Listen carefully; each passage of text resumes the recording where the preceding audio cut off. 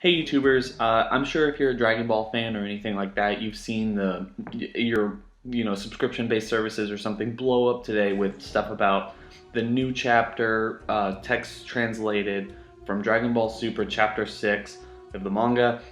If you don't, I would suggest that you go look up somebody like The Frozen Particle or Geekdom or something. A lot of people are covering it. It's a lot. It's really cool. Game changer stuff right here. Game changer stuff. But there's something I want to focus on a little bit more before everyone else starts jumping on this stuff, and that's actually the Super Dragon Balls. Technically, the 7th one. What we learned in this one was that Champa already has 6 of them, which is not something I even thought what they were even going to do, but it makes sense that way. Now, Champa has been apparently looking for the 7th Dragon Ball, or at least all the Super Dragon Balls, for a long, long time now. Now, these are planet-sized Dragon Balls, and really big ones, so it goes without saying, like, how are these things kind of hidden? Who hasn't found this? I guess the universe is really that big, but, you know, these guys are gods. Whis and Vados can basically see anything they want. But there's something here that I kind of want to go into. There's a lot of different aspects to this, but before I get into it, I just really want to say, and I want to make this absolutely positively clear, that these are fan theories. These probably will never happen, and there's a reason for this. This is just a cool way, I think, of looking at it based on all the context that we've ever gotten from Dragon Ball, Dragon Ball Z, and onward, and Dragon Ball Super. So before I go any further, just please know that this is not something that I believe will come of anything. I don't actually think that this is actually how the series wants to be played out. I just think it's a really cool way of looking at it. Now, before I go any further, I just want to make sure you remember this. Anyway, the legend, as I was told, goes something like this. In the beginning, there was only one Dragon Ball. It was huge. I mean, really huge. It had to be. It held all of the mystical energies of the universe. An ancient tribe discovered it and was inspired by its magnificent power. They built a shrine around it and protected the orb by placing it in the mouth of a giant dragon statue, said to be its eternal guardian. You should have seen the detail on this thing. It was incredible. Scales made of rubies, teeth of pearl. Speaking of pearl, they say there was this one native girl. Get on with it! Yes, well, the tribe enjoyed years of prosperity until one day, evil paid a visit to the village in the form of a band of thieves. These agents of darkness stormed the temple in an attempt to steal the Dragon Ball for their own selfish gain. They were shocked to discover the true power of the ball. To ensure such an attack would never happen again, the Dragon Ball was divided into 7 smaller orbs and scattered across the globe. Separately, the Dragon Balls were useless, but when all 7 were united, then a single voice could summon the Eternal Dragon for one wish, and one wish only. Some wishes were pure, but others were tainted by blind ambition. This led to pain and suffering, as an unjust few wished for power and dominion over mankind. But, as the story goes, there will one day come a hero who will use the Dragon Balls for goodness and bring peace and unity to the world once more. Now, that's a scene from episode 33 of Dragon Ball Super. This scene did not take place in the manga. I believe it was a Toei creation altogether. I don't think Toriyama had anything to do with this. But if you look at it in a certain way, this is actually really cool, because this actually seems to be what the Super Dragon Balls are all about. They're huge balls, huge ones, like planet-sized type of things, right? And go ahead and watch that clip again. Turn this clip back. Go find it yourself. Go look at your Dragon Ball collection or something. There's something really cool, because the chapter 6 of this new manga, the Namekians have actually gained the power to make Dragon Balls by quote-unquote shaving off part of these planetary balls and kind of taking the power for themselves.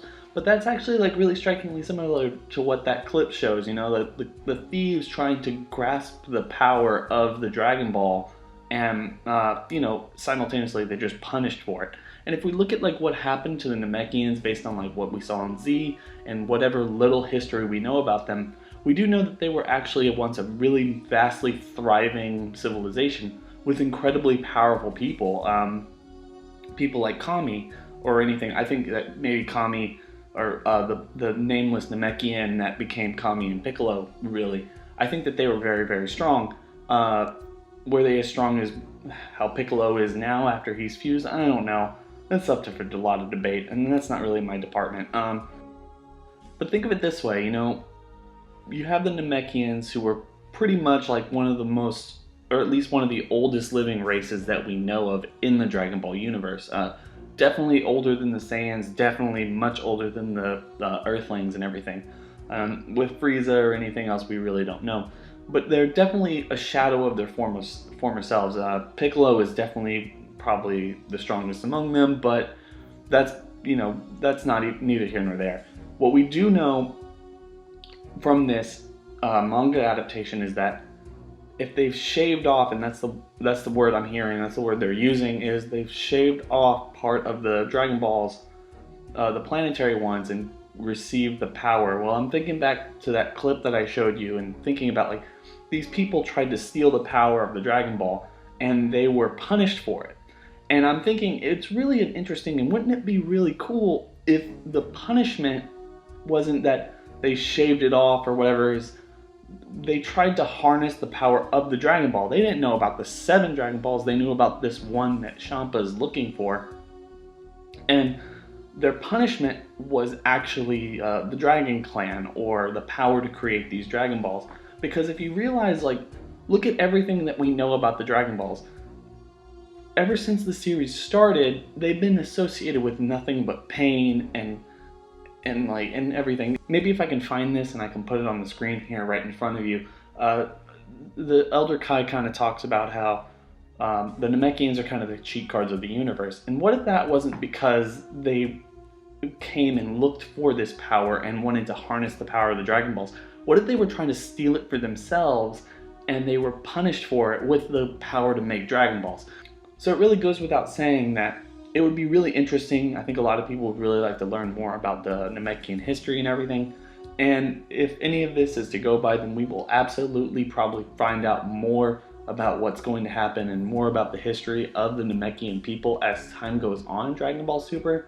But I'm just going to say right now, it's actually really compelling to me to think about how, what if, like, millions of years ago, millions and millions and millions of years ago, because these guys have been around for a long time, if Elder Kai knows about the Dragon Balls and the power of the Dragon Balls, and he knows only of the Namekians' involvement with the Dragon Balls, because there's nothing to suggest that any of the Kais know anything about the Super Dragon Balls, then the Namekians have been around for almost probably as long as anyone else. And it'd be really interesting to think of them as being super evil at the beginning. They were powerful. They were the most powerful people. What if they were all Super Namekians, or at least most of them, and they were all as strong as Frieza, and they wanted nothing but power and resources and everything. And then they get to, they find the Dragon Ball, and they try to take it and harness it for themselves, and they're cursed. Not so much they were looking for the power of the Dragon Balls, but they were cursed with the power of the Dragon Balls. And they have to produce them. I mean, Kami even says it himself, that he was compelled, being part of the Dragon Clan, he was compelled to create the Dragon Balls, even though he had no idea what any of them were, or what they were, or any of the history behind them. He was compelled to make them on Earth. And it goes without saying that, what if this is something that, they were cursed with this. They were cursed with being the Dragon Clan or whatever, and that split them off. It made them more humble, definitely, because with great power comes great responsibility and everything, but also probably the wars and the stuff that we just don't know about, like the end wars, the civil wars in Namekian history or anything like that. Definitely what we saw with Frieza, the Saiyans, anyone from Dragon Ball onward, the Red Ribbon Army, God,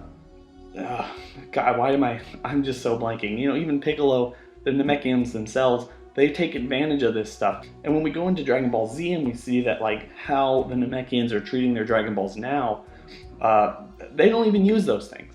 They only use them because the Earthlings need them, and they only ever use them because the Earthlings need them. They know the power, they know the responsibility, but it's because it was forced on them.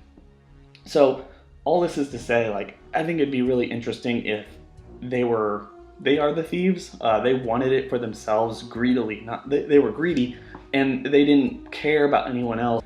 And when they went for it, they were actually cursed with the idea that they were compelled to make these things, and the power that they bring upon, and just everything. It's just they can't not make them, and then once they make them, and the power that they can bring just tears them apart. Not only them, but it brings in evil people who want to do evil things with the Dragon Balls just to get the power. And that's why the Namekians are so resilient and everything these days. It's just, this is something, I'm sorry, I'm like ranting. And also, what about this?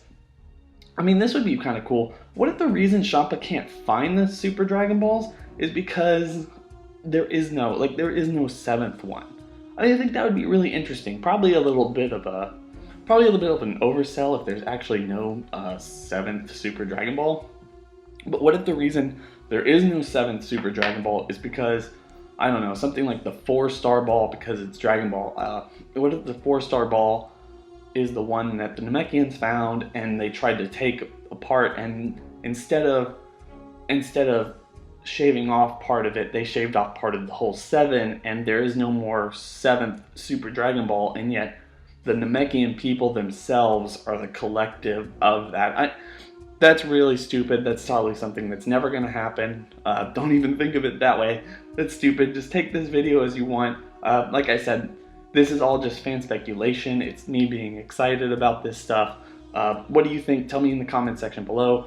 Don't forget to rate, comment, and subscribe, and I'll see y'all later. Bye.